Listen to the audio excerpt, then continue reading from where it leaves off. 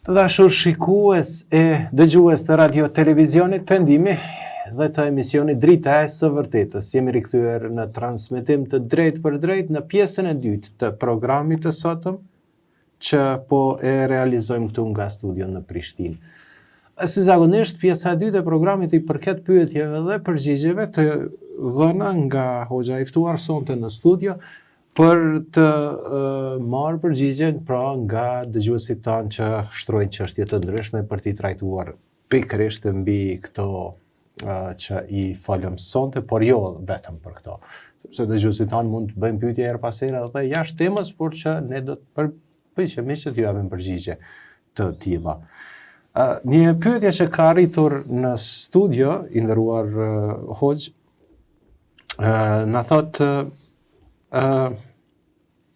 nëse brenda një familjes jemi dy prindër që njëri përpiqet që të kujdeset për edukatën e fëmijëve, ndërsa tjetri është më neglizhent dhe fëmijët zakonisht e dojnë atë rrugën e dembellëkut, domethënë me i lanë gjanat anash, si duhet veprohet në këtë rast, çfarë këshilla do të mund të na jepni, sepse her pas here po asim në konflikt njëri me tjetrin.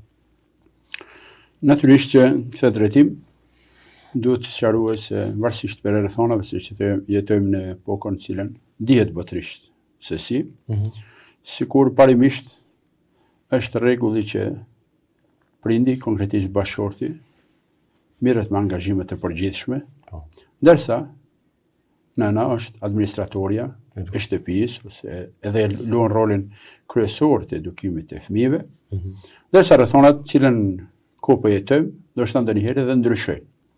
Sido që tjetë ne duhet ditur se punët nuk kryen të gjitha ato siç kërkojmë na në përgjithësi, marrja e përgjegjësisë.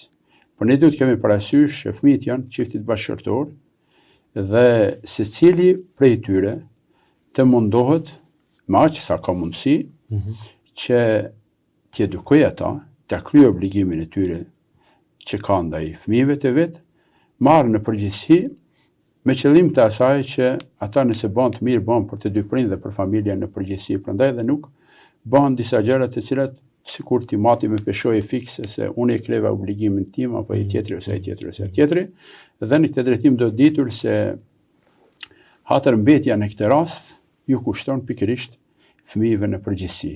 Paraprakisht ne do të ditur se obligim është mbi të gjitha që ne kemi karshi Zotit plot fuqishëm, dhe nëse kemi parasysh që është obligimi i Zotit plot fuqishëm, atëherë të mundohemi që sa më tepër ta kryejmë këtë detyrim dhe edhe në këtë rast vlen ajo se ne ndoshta nuk mund ta kryejmë obligimin këtu, por të mos harrojmë se nesër kemi përgjegjësi edhe ndaj Zotit plot fuqishëm, por mund të kemi edhe pasoja që ne mund t'i vuajmë ato pasoja si pasoja e neglizhencës tonë në raport me fëmijët në përgjithësi. Dikush prej dëgjuesve ka tentuar që të fokusohet tek mejtepet, tek shkollat edhe tek mësimbesimi në xhami. Dhe ta është më e rëndësishme që të mësohet fëmia në xhami apo në shkollë.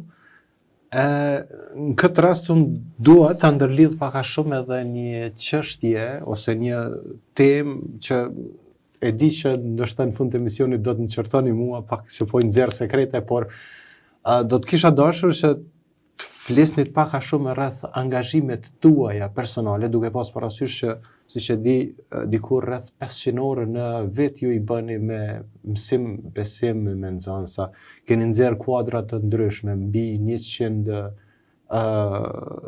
kuadra në grupe të ndryshme të cilat kanë dalë nga mësim besimi juaj personal. Domethënë duhet të ndalem me që është edhe pyetja e dëgjuesit dhe shikuesit në këtë këndvështrim, më flisni edhe pak nëse keni mundësi mbi aktivitetet edhe veprimtarinë tuaj personale që e bënin me xhamin dhe me nxënësit dhe me gjeneratat e reja.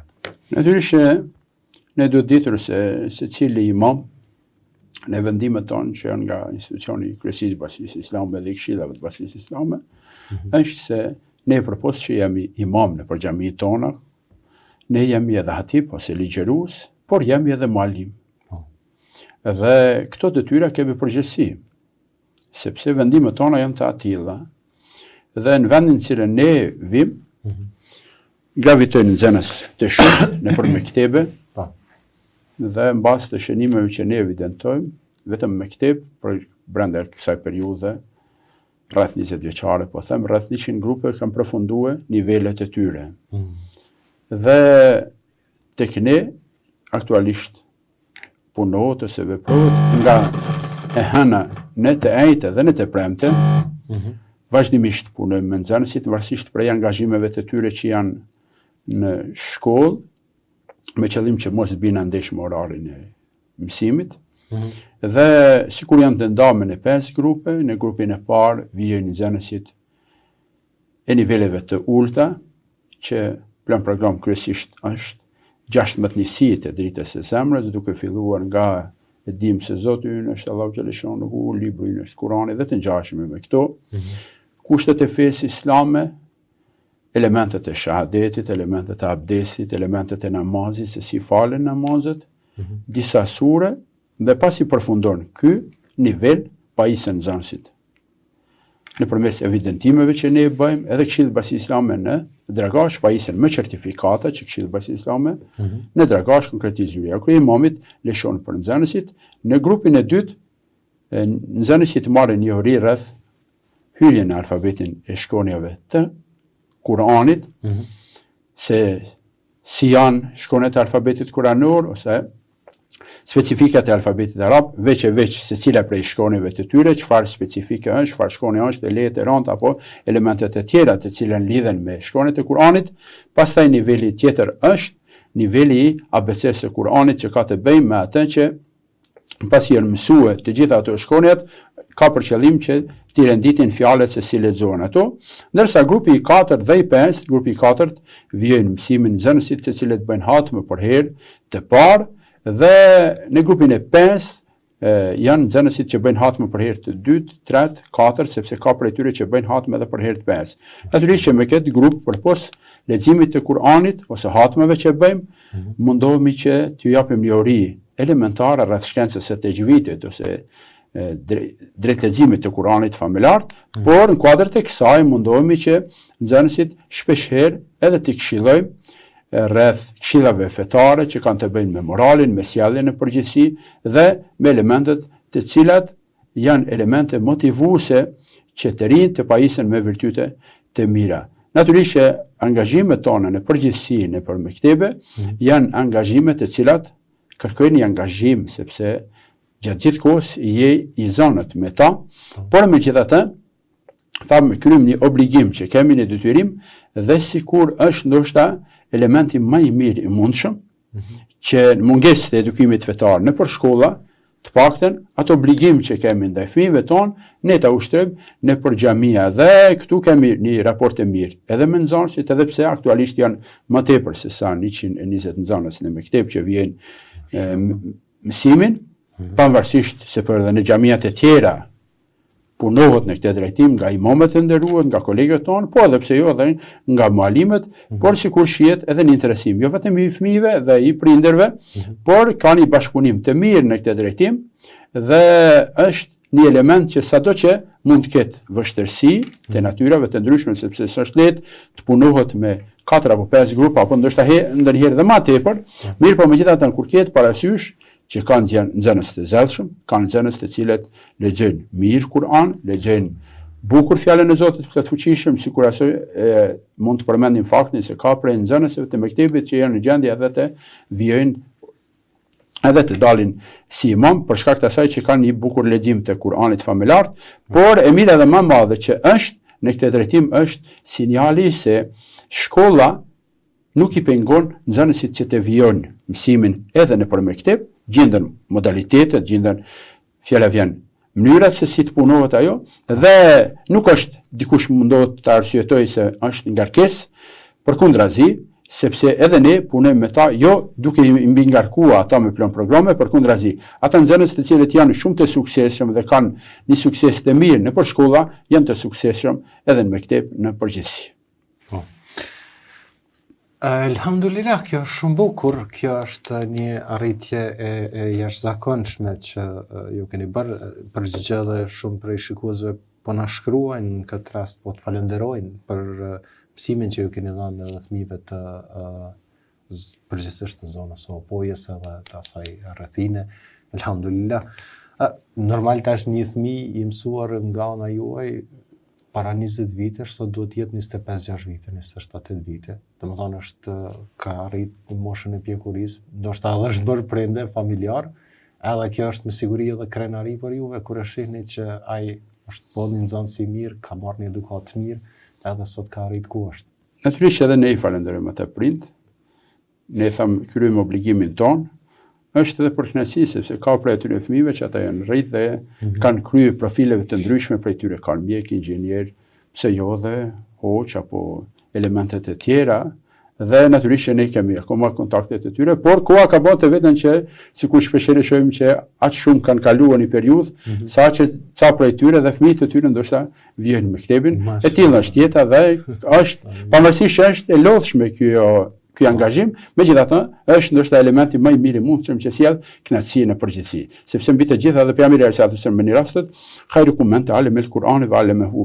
Shpresojmë që edhe na të paktën të jemi hisetarë i atyne, e themi me modestin, duke kërkuar falje të Zotit plotfuqishëm, çfarë thot pejgamberi sallallahu alajhi wasallam, më i miri për jush është ai që mëson Kur'anin dhe u mëson edhe të tjerëve. Prandaj këta fëmijë jo vetëm që kanë mësuar nëpër dhe mësojnë nëpër mektebe, po shpeshherë ka ndodhur që këta fëmijë edhe këta kanë pat një mision që fjala vjen, kanë arrit me mësuar ndoshta familjarët e tyre, prindët e tyre, u kanë mësuar Kur'anin dhe është një element i mirë që thjesht, domethënë dije, është shpërnda dhe është prej kënaqësive më të mëdha. Alhamdulillah. Një çështje tjetër që është ngritur nga një prej dëgjuesve tanë, thotë ka të bëj në disa raste thotë kur përpiqemi ne si gjenerata të reja që të edukojmë fëmijët tanë në frymën islame, shpesh prindërit ose gjyshërit na ngatrohen duke na dhënë një formë tjetër të edukimit për fëmijët tanë. Dhe njerën anë thotë unë s'mund t'ja kthej fjalën babës edhe gjyshit edhe nënës në këtë rast, thotë, por si të veproj sepse unë dua që ta edukoj në një frymë tjetër, ndërsa ai vazhdon ose ajo vazhdojnë që të insistojnë në një frymë tjetër të edukimit. Me sa vrej të pyetja, fillimisht ne duhet ditur se ndasi mund të kemi në aspektin sekondar. Prandaj ne do të kemi parasysh që qëllimi kryesor është që t'i edukojmë ata në elementin qysh na porositën Zoti dhe pejgamberi alayhi salatu wasalam. Prandaj është edhe një çështje e cila diskutohet se kur është në pyetje obligimi që kemi ndaj Zotit dhe ndaj pejgamberit alayhi salatu wasalam, në plan të parë prioriteti të gjithave është që ne pavarësisht që kemi të afërmit tonë, prindë tonë apo të ngjashme me këto, në plan të parë duhet ditur se obligim është që të kryjmë atë përgjegjësi që kemi ndaj fëmijëve tonë. Kur vjen pyetje urdhni i Zotit plotfuqishëm, prindi ose ai tjetri përsëri nderohet, por urdhni i Zotit qitet në plan të parë. Dhe sido që tjetë, fjala vjen na përmendëm pak më herët që Ibrahimi alayhis salam që llogaritet shembulltyr në shumë prej aspekteve, ka patur pikërisht sfidat më të mëdha me prindin e tij.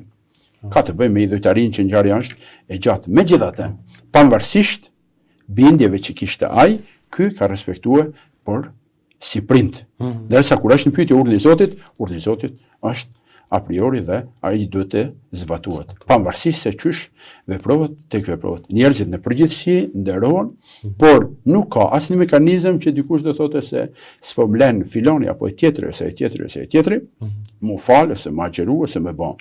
Këto sepse ne them çysh në fillim Islami është i përshtatshëm por çdo kohë, por çdo hapësinë dhe po jetojmë në kohën e modernizimit dhe këto. Islami mbi të gjitha është sistem që është i përkryet. Pse është i përkryet? Jo pse ne kemi dëshirë se është i yni, por mbi të gjitha është i Zotit plotfuqishëm. Për atë arsye Zoti xhaleshanu çfarë thotë? Inna nahnu nazzalna dhikra wa inna lahu lahafidhun. Ne kemi zbritur Kur'anin dhe ne atë do ta ruajmë. Prandaj Islami është perfekt sepse është fe e Zotit xhaleshanu. Vërditur lakum al-Islam, dina thotë Zoti xhaleshanu në Kur'an që jam i kënaqur që Islamin për ju kam zgjatur fe. Prandaj është i përshtatshëm në çdo kohë. Ne sigurisht përderisa kemi hapur linjat telefonike që të marrim mesazhe, kemi porositë që janë her pas here edhe të temave të ndryshme. Edhe një prej tyre na ka arritur tash dhe na drejtohet, thot, na përshëndet me selamu aleikum. Aleikum selam. Dhe thot, në botën tjetër, a do t'i shohim ata që na kanë bo magji? Thot, përderisa në këtë botë thot, nuk i shohim dhe nuk e dim ata persona. Kjo është domethënë një pyetje e drejtuar nga dëgjuesi apo dëgjuesi që se kemi identifikuar persona si ai. Pavarësisht të dëgjuesi, aleikum selam, e përshëndesim edhe ne me selam. Ne në këtë drejtim duhet të thënë se sipas konceptit islam, prej gjunahave më të mëdha është pikërisht edhe magjia, sihri në përgjithësi.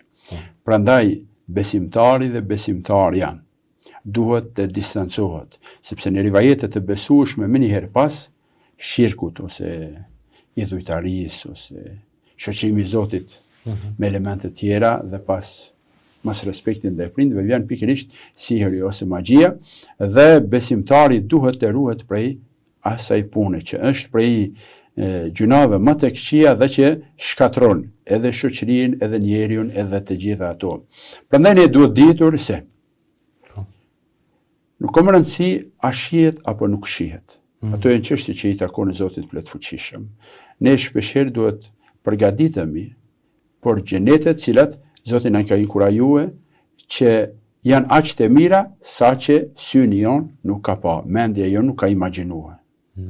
Prandaj ne të punojmë që me mëshirën e Zotit në plan të parë dhe me veprat tona të jemi prej banorëve të xhenetit dhe të ruhemi prej banorëve të xhenemit. Por si do që jetë duhet ditur se ndeshkimet e Zotit i në adhabi leshedit. Për të dhe Zotit Gjeleshon në ajetin që e lexuam qysh në fillim, çfarë thot? Alejha melaiketun giladhun shidat la yasun Allah ma amarahum ve yefalun ma yumarun. Që na tërheq vërejtjen, xhehenemin ose zjarrin e xhehenemit e mbishqyrin me lek të rrept. I ndeshkojnë njerëzit dhe nuk e kundërshtojnë urdhën e Zotit për asnjë moment. Prandaj në këtë drejtim mund të themi që ndoshta ai që mirret me këtë punë ja ka shkatruar njeriut jetën e tij, por të mos harroje i tillin e fjalë se ai e ka shkatruar një jetë të dikujt për ca vite, por të mos harroje se ai e ka shkatruar veten e tij, se do të jetë rryna Zot, nëse nuk pendohet, kuptohet, do të jetë prej njerëzve që do të vojë dënimin e Zotit Gjeleshanu, inna adhabi leshedit, e dënimi i Zotit Gjeleshanu është i ashpër. Inshallah Zoti Gjeleshanu na ruan neve të gjithëve prej kësaj dukurie të keqe. Amin, amin. Do të vazhdojmë edhe me një çështje tjetër, një pyetje tjetër që ka arritur nga dëgjuesit dhe shikuesit tanë, përveç me shkrim mund të inkuadrohen edhe nëpërmes numrit të telefonit +33 45 471 848 në Viber, me anë të thirrjeve me zë, edhe mund të bëhen pjesë e bashkëbisedimit në program.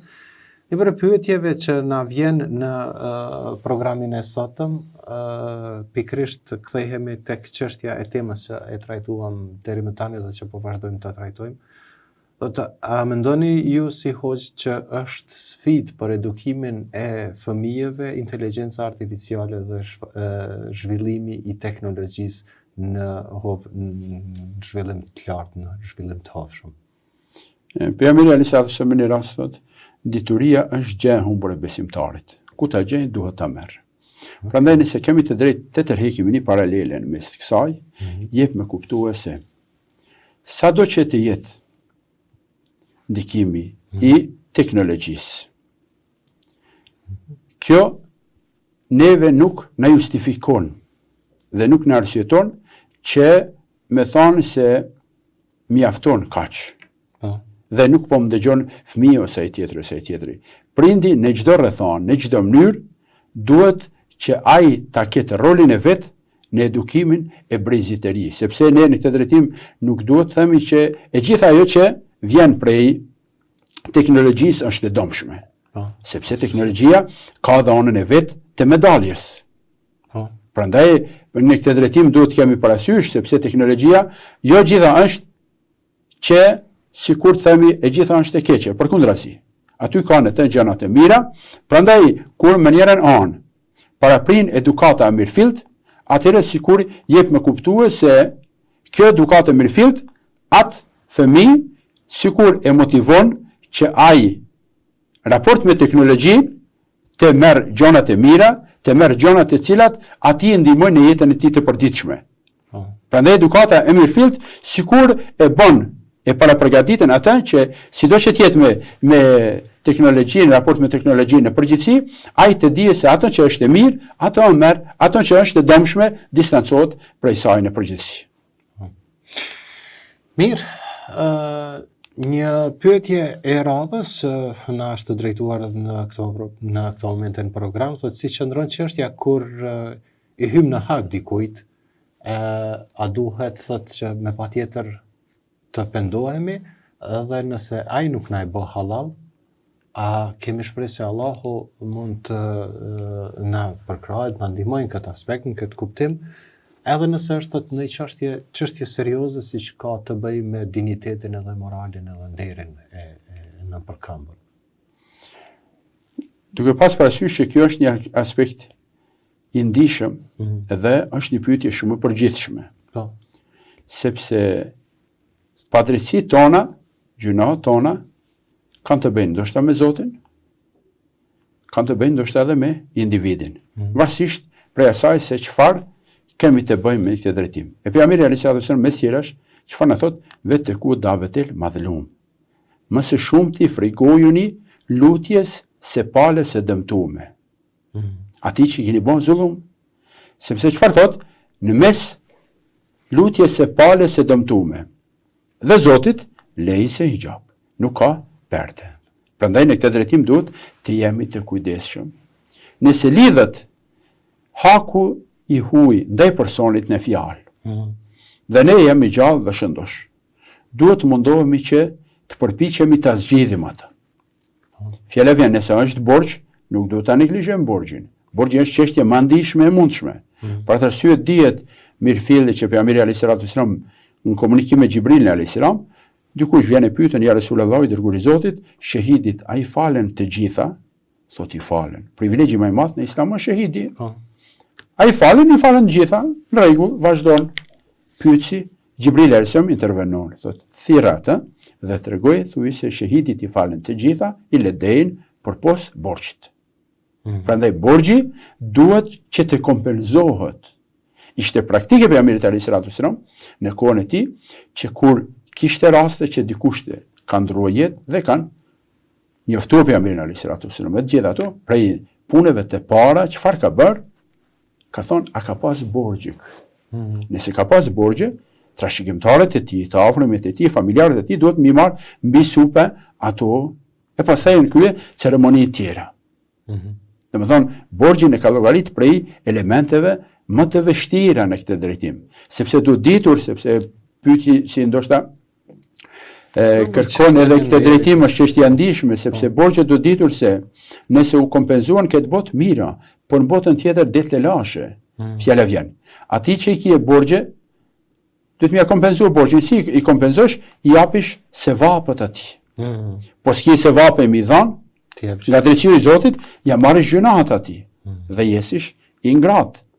Prandaj, nëse ka ndonjë padrejtësi tjetër, po, siç është çështja nderi, çështja nderi dhe elementet e tjera që lidhen, është mirë që qoftë nëpërmes ndërmjetësuesit, qoftë nëpërmes ato, sa është gjallë dhe shëndosh, ta kompenzojë atë, qoftë me kërkim falje, qoftë me elementet e kësaj natyre, gjithnjë duke mos e harruar që edhe me zgjidh palën me atë mosmarrveshjen me palën e dëmtuar, por me kërkuar falje edhe te Zoti i plotfuqishëm. E nëse kërkosh falje te Zoti i plotfuqishëm, zbrapsës prej asaj, nuk e përsërisish atë, në brendësinë tënde e ndihesh, e përjetosh që e ke lënduar dikant, thjesht e ke marrë një aprovim edhe prej palës së dëmtuar, atëherë po shpresojmë që me mëshirën dhe rahmetin e Zotit plotfuqishëm të jetë çështja e zgjedhur. Por, sido që jetë, mundohemi që të ruhemi sa më tepër, e sidomos të mundohemi të ruhemi nga shpifja ose iftiraja në përgjithësi dhe akuzat por elemente jo të mira në përgjithësi. E kuptoj. Mirë, të i pas parasysh që ne veç kemi kaluar nga koha e rregullt e programit Drita e së Vërtetës, unë doja që të falenderoja përzemërsisht për pjesëmarrjen sonte në program. Ka qenë shumë kënaqësi e veçantë për mua që ta kemi një bashkëbisedim, e sidomos në pjesën e edukimit të familjes dhe fëmijëve. Kemi marrë këshilla të dobishme dhe shumë të jashtëzakonshme nga ana juaj. Përgjigje besoj edhe në emër të shikuesve dhe dëgjuesve të radio televizionit Pendimi, ju jemi shumë falendërues për këtë kontribut. Natyrisht që edhe ne ishte kënaqësia jona që të jemi pjesë e këtij emisioni, duke ju falendëruar dhe juve dhe stafin tuaj në përgjithësi. Shpresojmë që sadopak me këto këshilla, me fjalët e Zotit dhe të pejgamberit alayhis salatu wassalam dhe fjalët e tjera në përgjithësi, të zbusim zemrat e teleshikuesve në përgjithësi, të përfitojmë prej këshillave fetare. Këshillat fetare janë të mirë të njeriut dhe janë për qëllim që ta ruajnë besimtarin, ta ruajnë shejtrinë e tij, ta ruajnë fisnikrinë e tij në përgjithësi. Natyrisht që atje ku shpresojmë që kemi thënë të mirën, është në mendimin e Zotit Plotfuqishëm. Nëse kemi bën ndonjë lëshim eventual, kërkojmë nga Zoti Plotfuqishëm që të na falë. Lutim Zotin e Plotfuqishëm që të na bëjë shoqëri e ndershme, moralshme dhe edukuar siç duhet, të na udhëzojë në rrugë të drejtë dhe të na jepë mirësi të shumta në këtë botë e në botën tjetër të na bëjë prej banorëve të xhenetit të gjithë besimtarëve në përgjithësi. Selamun alejkum wa rahmetullahi wa barakatuh. Aleikum selam, Allahu ju shpërblet. Faleminderit shumë. Miq të dashur, të nderuar shikuese dhe dëgjues të radio televizionit Pendimi, kemi qenë së bashku që nga ora 20 në transmetim të drejtë për drejtë në radio televizionin Pendimi dhe në emisionin Drita e së Vërtetës. Isha unë Avni Lugishi, drejtuesi i këtij programi, dhe në ekipën e transmetimit u përkujdes Kushtrim Guraj. Gjithë ekipa e radio televizionit Pendimi ju dëshirojmë gjitha të mirat dhe ju falenderojmë për dëgjimin dhe shiqimin e këtij edicioni. Deri në takimin ton të radhës, se do të jetë javën tjetër, ju përshëndes me përshëndetjen e banorëve të xhenetit. Assalamu alaikum rahmetullahi wa barakatuh.